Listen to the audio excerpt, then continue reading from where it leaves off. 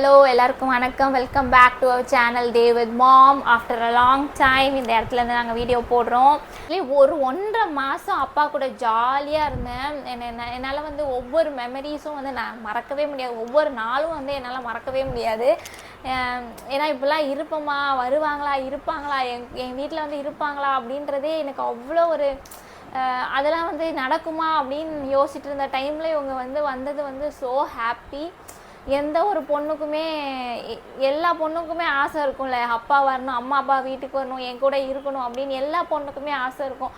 அது நடக்காமலே போயிருமோ அப்படின்னு நினச்சிட்டே இருந்தேன். பட் இப்போ நடந்தது எனக்கு சொல்லவே வார்த்தை இல்லை, அந்த அளவுக்கு சந்தோஷமாக ஹாப்பியாக இருக்குது. ஏன்னா நான் இந்த டேஸை வந்து என்றைக்குமே வாழ்நாளில் மறக்கவே மாட்டேன். அவங்களுக்காக என்னால் முடிஞ்ச அளவுக்கு என்னெல்லாம் பண்ண முடியுமோ அவ்வளோதான் நான் பண்ணியிருக்கேன். ஸோ அதனால் அந்த வீடியோஸ் 1-2 கொஞ்சம் மெமரிஸ்லாம் நான் எடுத்து வச்சுருக்கேன். அவங்களுக்கு வந்து ஹோட்டல் கூட்டிகிட்டு போனது, செக்கப் கூப்பிட்டு போனது, அவங்க கூட வெளியே போனது காரில், என் ஹஸ்பண்டும் சப்போர்ட் பண்ணி அவங்கள வந்து கூப்பிட்டு போனதுன்றது வந்து ரொம்ப பெரிய விஷயம். ஏன்னா அவங்க பேச மாட்டாங்களோ, இது பண்ண மாட்டாங்களோன்னு நினச்ச காலங்கள் இருந்தது. இப்போ வந்து ஓரளவுக்கு பேச ஆரம்பிச்சிட்டேன். என் ஹஸ்பண்ட்கிட்டேயும் அவர் பேசுகிறாரு. ஸோ எனக்கு அதெல்லாம் ரொம்ப சந்தோஷம். அந்த டேஸ் வந்து நான் அவங்கக்கிட்ட கண்டிப்பாக சொல்லியே ஆகணும் ஃப்ரெண்ட்ஸை.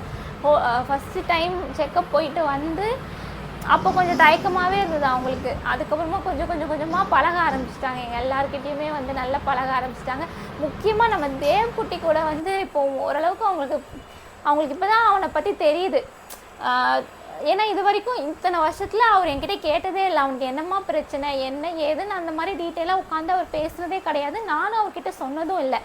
அண்ணன் வீட்டுக்கு போயிருக்கேன், பட் அந்த டைம்லலாம் வந்து அவர் கேட்டதும் இல்லை, நானும் சொன்னது கிடையாது. இந்த மாதிரி அவனுக்கு இருக்குப்பா அப்படின்னு. எனக்கும் உள்ளக்குள்ளே கொஞ்சம் இருக்கும், ஏன் அவரே கேட்கக்கூடாதா, நம்ம தான் எல்லாமே சொல்லணுமா அப்படின்ற மாதிரி எனக்கு தோணும். அவங்களே கேட்கட்டும், நம்ம சொல்லலாம், என்ன எல்லாத்தையும் நான் தான் சொல்லணுமோ, ஒரு அக்கறையாக கேட்க மாட்டாங்களா அப்படின்ற மாதிரிலாம் மனசுக்கு தோணும்.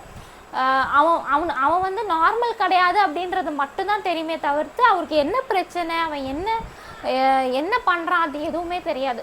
அவங்க இங்கே வந்து இருந்த அப்புறம் வந்து நிறைய விஷயங்கள் வந்து அவங்களுக்கு தெரிய வந்திருக்கு. ஸோ அதில் வந்து எனக்கு ரொம்ப சந்தோஷம். நம்ம பிள்ளையை பற்றி தெரியுதே, அதுவே எனக்கு வந்து போதும்.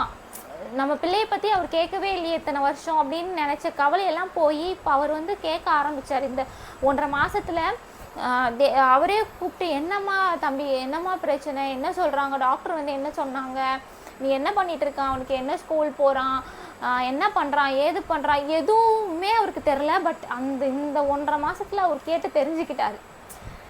அவன் எப்படி பிஹேவ் இப்போ வந்து அவருக்கு தெரியும், தேவ் எப்படி பிஹேவ் பண்ணுவான், தேவுக்கு என்ன வேணும்னா என்ன பண்ணுவான் அப்படின்றது அவருக்கு தெரியும்.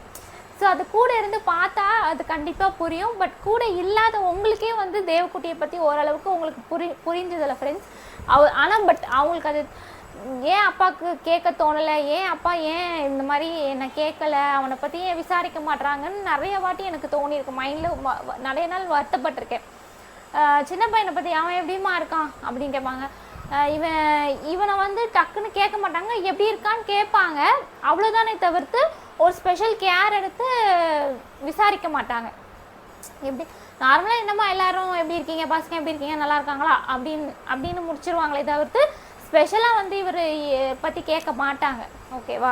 ஆனால் நான் அவனை பற்றி கேட்கணும் அப்படின்னு நான் எதிர்பார்ப்பேன். பட் அது அங்கேருந்து வராது. பட் இப்போ அப்படி இல்லை, அவருக்கு கொஞ்சம் வந்து தெரிஞ்சிருக்கு. ஸோ தேவ் என்ன ஸ்கூல் போகிறான், ஸ்கூலில் போய் என்னம்மா பண்ணுவான், ஸ்கூலில் என்னம்மா இது பண்ணுவாங்க, இவனுக்கு சரியாகுமா ஆகாதா, டாக்டர் என்னம்மா சொன்னாங்க, அந்த மாதிரி வந்து கேள்விகளாக கேட்டு ஒரு வழியாக வந்து எங்கள் அப்பாவுக்கு வந்து தேவக்குட்டியை பற்றி ஃபுல்லாகவே தெரிஞ்சிருச்சு. எனக்கு பெரிய ஹாப்பி, எனக்கு அதே பெரிய சந்தோஷம். அண்ட் அவர் என் கூட வந்து இருந்தது, நாங்கள் ஒன்றா ஹோட்டலுக்கு போனது, காரில் சுற்றினது, இதெல்லாம் வந்து பெரிய மெமரிஸ். எனக்கு சின்ன வயசில் அவர் என்னை காரில் கூப்பிட்டு போயிருக்காரு, நிறைய இடங்கள் கூப்பிட்டு போய், சின்ன வயசில் நிறைய இடத்துக்கு கூப்பிட்டு போவார், ஹோட்டலுக்கு கூட்டிகிட்டு போவார். ஆனால் அப்போ வந்து எனக்கு அது வந்து சின்ன வயசு இல்லையா, அதே மாதிரி நம்ம வீட்டுக்கு அப்பா வரணும், நம்மளும் அவரை அப்படிலாம் கூட்டிகிட்டு போகணும், அவரை வந்து நல்லா பார்த்துக்கணும் அப்படின்னு எனக்கு நிறைய ஆசைகள் இருந்திருக்கு.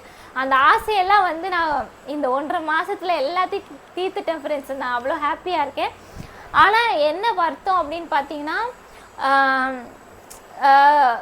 16th மே வந்து ஆப்ரேஷன் பண்ணாங்க. அப்புறமா 10 days கழித்து வர சொல்லியிருந்தாங்க.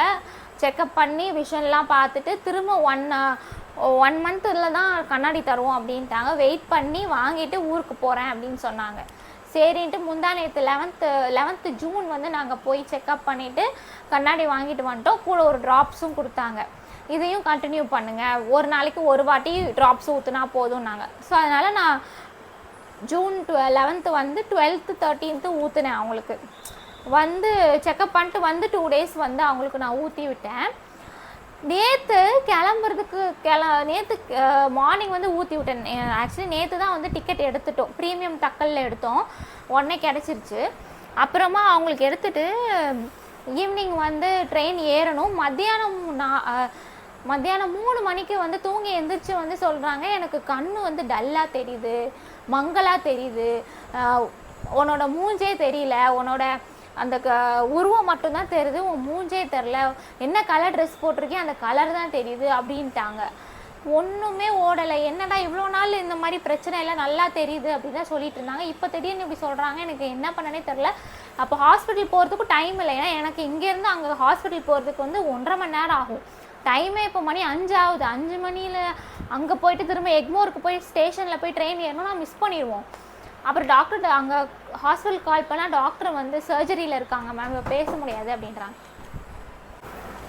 சரி டாக்டருக்கு கால் பண்ணி கேட்டு சொல்லுமா அப்படின்னு அப்பா வந்து கேட்டுகிட்டே இருக்காங்க. நான் கால் பண்ணாலும் அவர் சர்ஜரியில் இருக்கார், அவரால் பேச முடியல, டாக்டர் வந்து பேச முடியல மேம், நாங்கள் கேட்டு வேணால் சொல்கிறோம் அப்படின்றாங்க. சரி அந்த ட்ராப்ஸை பற்றி சொல்லி அவங்கக்கிட்ட விவரம் சொல்லி, அது வந்து நார்மல் ட்ராப்ஸ் தான் மேம், கண்ணில் வந்து எந்த இன்ஃபெக்ஷனும் வராமல் இருக்கிறதுக்காக தான் அந்த ட்ராப்ஸ், மற்றபடி எதுவுமே ஆகாது அப்படின்னு சொல்லிட்டாங்க. சில ட்ராப்ஸ் வந்து ஊற்றுனா 2 days வந்து பிளராக இருக்கும், மேபி அப்படி கூட இருக்க சான்ஸ் இருக்குது. அந்த மாதிரிலாம் எதுவுமே ஆகாது, இவங்க தெரியலன்னு சொல்கிறது, நீங்கள் நேரில் வந்து காட்டிட்டு போங்க ஒரு வாட்டி அப்படின்றாங்க. ஐயோ இப்போ பார்த்து இந்த பிரச்சனையா அப்படின்னு தோணுச்சு. வேறு வழியில் நீங்கள் ஊருக்கு போய் தான் ஆகணும், நீங்கள் டிக்கெட்லாம் கேன்சல் பண்ண முடியாது, நீங்கள் போயிட்டு வாங்க, அங்கே முடிச்சுட்டு மறுபடியும் உங்களுக்கு அப்படி தான் இருக்குது, ஒரு 1 week பாருங்கள், அதுக்கப்புறம் உங்களுக்கு அப்படி இருக்குன்னா நீங்கள் திரும்ப வாங்க, நம்ம செக் பண்ணிக்கலாம் அப்படின்னு சொன்னால். சரி அப்படி சொல்லியிருக்கேன் அவங்க. பட் நேற்று போகிறதுக்கு முந்தின நாள் பயங்கர ஹாப்பியாக இருந்தாங்க, செம்ம ஜாலியாக இருந்தாங்க. அவங்களுக்கு வந்து எல்லாம் வந்ததுக்கு எல்லாமே வந்ததுக்கு நல்லா ஜாலியாக இருந்துட்டு கண் பிரச்சனையும் முடிஞ்சது அப்படின்ற மாதிரி கொஞ்சம் சந்தோஷமாக இருந்தாங்க. கிளம்புறப்ப பார்த்து இந்த மாதிரி பிரச்சனை வந்து ரொம்ப அப்செட் ஆகிட்டாங்க, மூஞ்சே வந்து மாறி போச்சு, டல் ஆகிட்டாங்க. எனக்கே பார்க்க கஷ்டமாக இருந்துச்சு. சரி இருந்துட்டு டிக்கெட்டும் எடுத்தாச்சு, அவர் ஊருக்கு போய் ஆகணும், அவங்களுக்கு வேலைகள் இருக்குது ஊரில். ஸோ அதெல்லாம் முடிக்கட்டும், கொஞ்ச நாள் அங்கே இருந்துட்டு வரட்டும், அவங்களுக்கு கால்ஸ்லாம் வந்துகிட்டே இருக்குது. சரி அங்கேயும் அவங்களுக்கு வேலை இருக்குது, சரி முடிச்சுட்டு மறுபடியும் அப்படி இருந்ததுன்னா வாங்க அப்படின்னு சொல்லியிருக்கேன், பார்க்கலாம். பட் இந்த டேஸ் வந்து ரொம்ப ரொம்ப ஸ்பெஷல். அண்ட் தேவ்குட்டியும் ரொம்ப டார்ச்சர் பண்ணிட்டாரு ஃப்ரெண்ட்ஸ் எங்கள் அப்பாவை. அதை வந்து நான் உங்களுக்கு ஷேர் பண்ணல, பயங்கரமாக டார்ச்சர் பண்ணிட்டா. அவர் இந்த பெட்டில் தூங்கிட்டு இருப்பார், ஏன்னா இவர் படுக்கிற பெட் இல்லையா. அப்பா பெட்டு வேணான்ட்டாங்க, வெறும் இந்த கட்டிலில் பெட்ஷீட் விரிச்சு படுத்துட்டு இருந்தாங்க. அவங்க வந்து படுத்துட்டு அவங்களாம்மா ஃபேன் ஆஃப் பண்ணுறான், லைட் ஆஃப் பண்ணுறான், அவங்களை தூங்கவே விட மாட்டேன்றான், மேலே ஏறி குதிக்கிறான், அங்கேருந்து அவங்க ஃபோனை தூக்கி எறிகிறான், பாட்டில் தண்ணி கேட்டாங்கன்னு பாட்டில் கீழே வச்சு அதை தூக்கி எறிகிறான், என்னென்னமோ பண்ணுறான். பட் அது வந்து நான் அந்த டைமில் நம்ம வீடியோலாம் எடுக்க தோணாது, அவனை சமாதானப்படுத்துறதா அவங்கள பார்க்குறதா அப்படின்னு தான் இருக்கும். ரொம்ப ஸ்டார்டிங்கில் கொஞ்சம் அப்பா கோவம் வந்துச்சு, அதுக்கப்புறம் வந்து விட்டுட்டாங்க, இவன் இப்படி தான் போகல அப்படின்னு அவங்களுக்கே தெரிஞ்சிருச்சு. அப்படி தான்ப்பா, யாருனாலும் அப்படி தான்ப்பா பண்ணுவான், அவன் பெட்டு இல்லைப்பா அதனால அப்படி பண்ணுறான் அப்படின்னா அவருக்கு புரிஞ்சிச்சு. செல்லனிக்கு என்ன பண்ணுவான், உள்ளே வந்து பூட்டிடுவான், அவனும் தாத்தா மட்டும் இருப்பாங்க. எனக்கு வேறு பயமாக இருக்கும், எதையாவது கொண்டு எரிஞ்சிட்டானா, ஏதாவது பண்ணிடுவானோ, ஏதாவது தூக்கி எரிஞ்சிட்டானா அவங்க மேலே, எனக்கு அது வேறு பயமாக இருக்கும். அப்புறம் நான் வேறு ஜன்னல் வழியாக பார்ப்பேன், என்னப்பா பண்ணுறான் அப்படி லைட்டாக எட்டி பார்ப்பேன். சம்டைம்ஸ் லைட்டாக அந்த ஜன்னல் வழியாக பார்ப்பேன், என்ன பண்ணுறாங்கன்னு தெரியாது. அப்புறம் அவனே வெளியே வந்துடுவான், என்னப்பா பண்ண அப்படின்னு கேட்டால், ஒன்றும் இல்லைம்மா அதை தூக்கி எறிஞ்சான் மேலே ஏறி நின்னா, லைட்டு ஃபேன் ஆஃப் பண்ணா அப்படின்னு சொல்லுவாங்க. ஐயோ அநியாயம் பண்ணுறான், தாத்தாக்கும் பேரனுக்கு ஆகவே இல்லை, ஒரே சண்டையும் இதுவாக இருந்துச்சு. ஐயோ தேவும் தாத்தாவோடும் செம்ம காமெடியாக இருக்கும். பயங்கரமாக டைம் போச்சு. இவங்க 2 பேரும் சமாளிக்கிறதே எனக்கு வேலையாக இருந்துச்சு.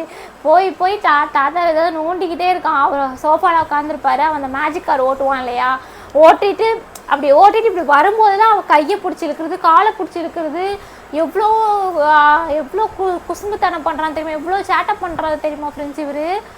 அவர் பாவம், அவர் பிடிச்சி இழுத்தா என்னதுக்காவது, அதுவும் லைட்டாலாம் இழுக்க மாட்டான், ஃபோர்ஸாக இப்படி இழுத்துருவான். கீழே தள்ளி போட்டாருன்னா யார் பார்க்குறது? எனக்கு அது வேறு பக்குன்னு இருக்கும். டே அவர் கண் செக் பண்ண வந்திருக்காரா, நீ ஃபுல் பாடி ஆக்கிடுவ போலையடா அப்படின்னு மைண்டுக்குள்ளே இருக்கும்.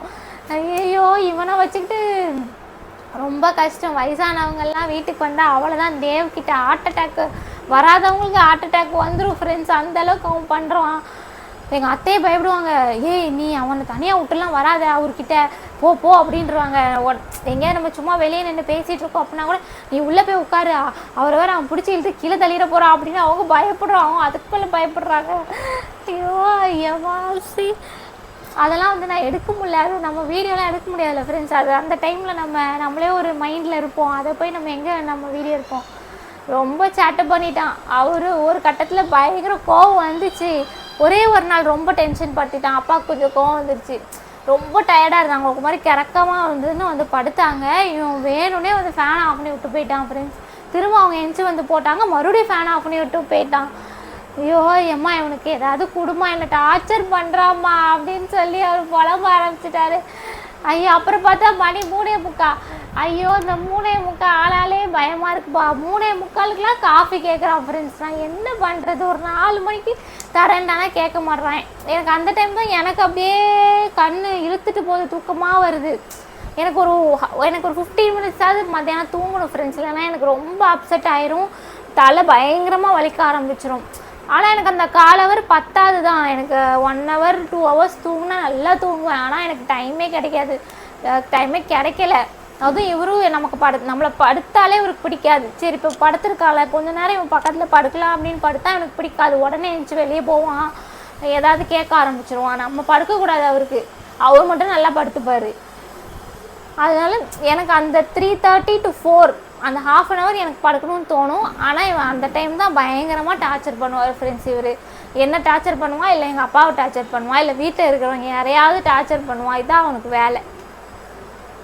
ஆளைப்பாரு ஆளை. என்ன தாத்தா ஊருக்கு போயிட்டாங்கன்னு ஜாலியாக பெட்டில் படுத்துருக்கியா? ஆனால் நேற்று ஒரு ட்ரெயினை விட்டு ஏற்றிட்டு வந்தது தான் உடனே இந்த ரூம்குள்ளே வந்து படுத்துக்கிட்டானே.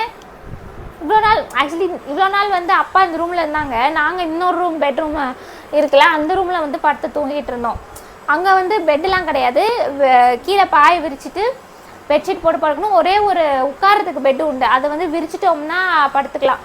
ஸோ இவனும் என்னோட சின்ன பையனும் படுத்துக்கிட்டாங்க அந்த இதில் பெட்டில். அப்புறம் நான் வந்து கீழே படுத்துக்கிட்டேன். இந்த ரூம்லேயுமே இவர் தான் பெட்டில் படுப்பார், நாங்கள் கீழே தான் படுப்போம்.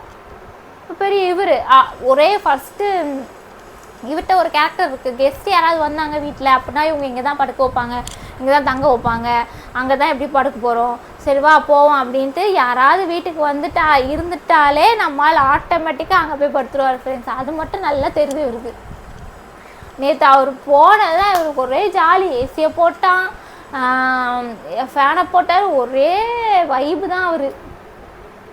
என்ன இப்போ வேற லாக்லாம் பண்ண தெரிஞ்சிருச்சா? ஐயோ எனக்கு என்ன பண்ணனே தெரியல. அந்த லாக் வந்து நம்ம வீட்டில் லாக் இல்லாமல் எப்படி ஃப்ரெண்ட்ஸ் இருக்கிறது? நம்ம கண்டிப்பாக லாக் தேவைப்படுது. ஆனால் என்ன பண்ணுறான், லாக் பண்ணிவிட்டு ஒரு 5 minutesல வெளியே வந்துடுவான். இருந்தாலும் நமக்கு கொஞ்சம் பயமாக இருக்குல்ல, கொஞ்சம் பயமாகவே இருந்துச்சு. இப்போ வந்து அப்பப்போ உள்ள ரூம்குள்ளே வந்து லாக் போட்டு இங்கே உட்காந்துருக்கான். நான் அந்த ஜன்னல் வெளியே பார்ப்பேன் என்ன பண்ணுறான்னு. இதில் உட்காந்துருப்பா, படுத்துருப்பா, சிரிச்சிட்ருப்பான், இல்லை ஏசியை போடுவான். ஏசி போடுறதுக்காக லாக் பண்ணுறான்னு நினைக்கிறேன். ஏன்னா நான் ஏசிலாம் போட விட மாட்டேன் மத்தியானம். நைட்டு மட்டும்தான் வைக்கையாக இருந்தால் மட்டும்தான் போட அலோவ் பண்ணுவேன். ரொம்ப நேரம்லாம் போடக்கூடாது. நான் மார்னிங்லாம் போட அலோவ் பண்ண மாட்டேன். நான் வந்து ஆஃப் பண்ணி விட்டுருவேன். அதனால இவன் வந்து ஆஃப் பண்ணி விட்டுருவா அப்படின்னு சொல்லிட்டு இவன் லாக் பண்ணிவிட்டு ஏசி போடுறான் ஃப்ரெண்ட்ஸ். இதுதான் அதோட காரணம்னு எனக்கு தோணுது. நல்ல திருட்டு வேலை நல்லா பார்க்குறான்.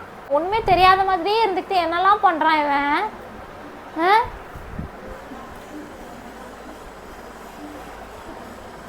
என்ன லுக்கு? எனக்கு வந்து ஒரே ஒரு பிரச்சனை தான் இப்போதைக்கு இவர்கிட்ட ஃப்ரெண்ட்ஸ். எல்லாமே ஓரளவுக்கு ஓகே. பட் இந்த பாத்ரூம் போகிறது மட்டும் தெரியவே மாட்டேங்குது. நானும் எத்தனையோ வாட்டி பாத்ரூம்குள்ளே உட்கார வச்சு ட்ரை பண்ணிட்டோம், நானும் என் ஹஸ்பண்டும். ஆனால் அவனுக்கு புரியவே மாட்டேங்குது. எப்போதான் டாய்லெட்டில் உட்காந்துட்டு ஒழுங்காக போவான் அப்படின்னு இருக்கு. அது மட்டும் எனக்கு கொஞ்சம் அது மட்டும் கரெக்டாக பண்ணிட்டானா எனக்கு ரொம்ப ஃப்ரீயாக இருக்கும். எனக்கு வந்து ரொம்ப ஃப்ரீயானு இல்லை, ரொம்ப சந்தோஷமாக இருக்கும். அது ஒன்று தான் இப்போ பெரிய பிரச்சனையாக இருக்குது. மற்றபடி நான் மற்ற எல்லாமே இவன்கிட்ட நான் ஹேண்டில் பண்ணிடுவேன். ஹேண்டில் பண்ணுறதுக்கு எனக்கு தைரியம் பலம்லாம் இருக்குது. பட் இந்த பாத்ரூம் விஷயம் மட்டும்தான் எனக்கு ரொம்ப கஷ்டமாக இருக்குது ஃப்ரெண்ட்ஸ். அதுக்கு ஒரு வழியே கிடைக்க மாட்டேங்குது. என்ன ட்ரை பண்ணாலும் சாருக்கு புரியவே மாட்டேங்குது. அங்கே போய் தான் போகணும் அப்படின்றது தெரியவே மாட்டேங்குது. அதான் எனக்கு ரொம்ப கஷ்டமாக இருக்குது. ஸோ ஏதாவது ஒரு சொல்யூஷன் இருந்தால் கண்டிப்பாக எனக்கு சொல்லுங்கள். கண்டிப்பாக பெரிய நன்றி, கோடான கோடி நன்றி உங்களுக்கு. எப்படியாவது அது மட்டும் அவன் கற்றுக்கிட்டானா எனக்கு அதுவே போதுமானது. ஏன்னா அவனோட மற்ற வேலைகள் கூட நான் அவனுக்காக பண்ணி கொடுத்துருவேன். இது மட்டும் அவன் ஜஸ்ட்டு எந்திரிச்சு பாத்ரூமில் போய் இருந்தால் போதும். இப்போ வந்து படுத்தே போகிறான். இப்போ அந்த சோஃபாவில் படுத்துட்டு தான் போகிறான். அப்புறம் நாங்கள் தான் தூக்கிட்டு போக வேண்டியிருக்கு. இல்லைன்னா அவனே கொஞ்சம் கொஞ்சமாக நடந்து போயிடுறான். பேண்டீஸ்லலாம் இருந்து வச்சிடுறான். ஸோ அது நம்ம வாஷ் பண்ணது நமக்கு கஷ்டமாக இருக்குது. பெரிய பையனாகவும் ஆயிட்டானா எனக்கு அது பண்ணுறதுக்கு ரொம்ப கஷ்டமாக இருக்குது. அது சொல்கிறதுக்கு ஒரு மதராக வந்து இதை சொல்லக்கூடாது. பட் நான் என்ன பண்ணுறது? பட் ஒரு மதராக வந்து நம்ம இந்த மாதிரிலாம் பேசக்கூடாது, இந்த மாதிரி சொல்லக்கூடாது தான். என்னோடய பையனுக்கு நான் பண்ணுறதுல நான் வந்து சந்தோஷப்படுறேன். நான் வந்து இதுவாக சொல்லலை, ஒரு பாரமாக கஷ்டமாக சொல்லலை. இவன் அதை பண்ணிட்டானா எனக்கு சந்தோஷமாக இருக்கும் அப்படின்னு சொல்ல வரேன்.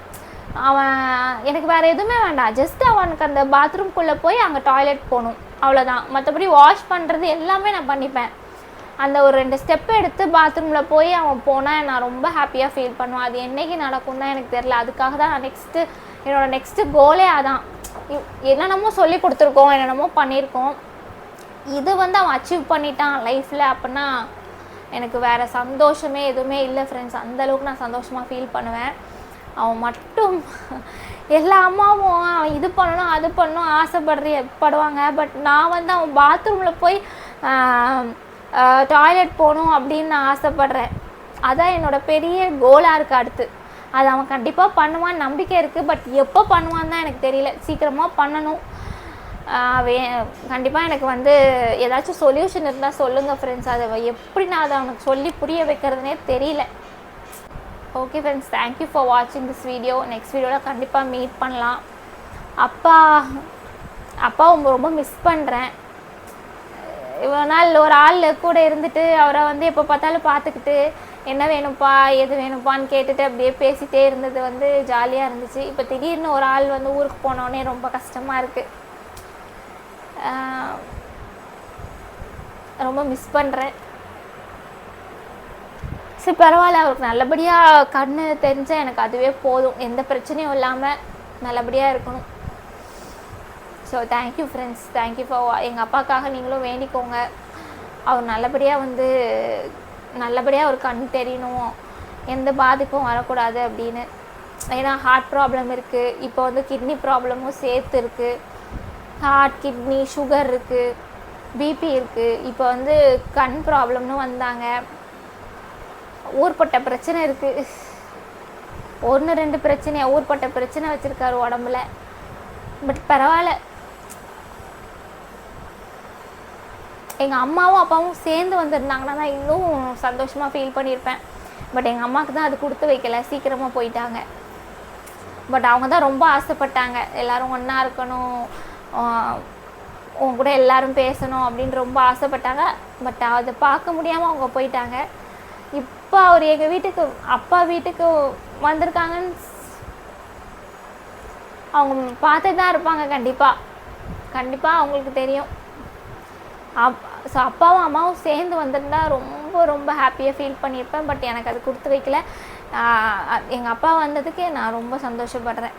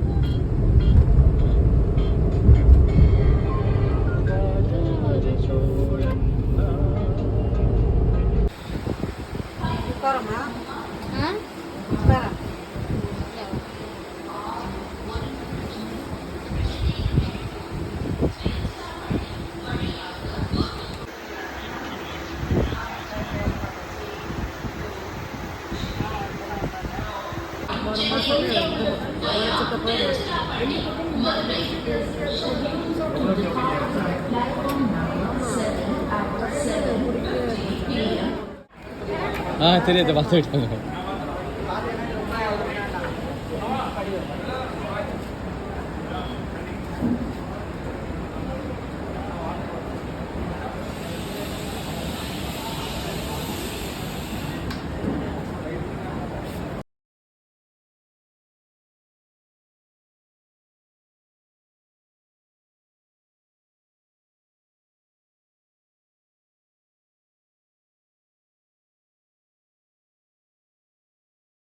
Thank you friends.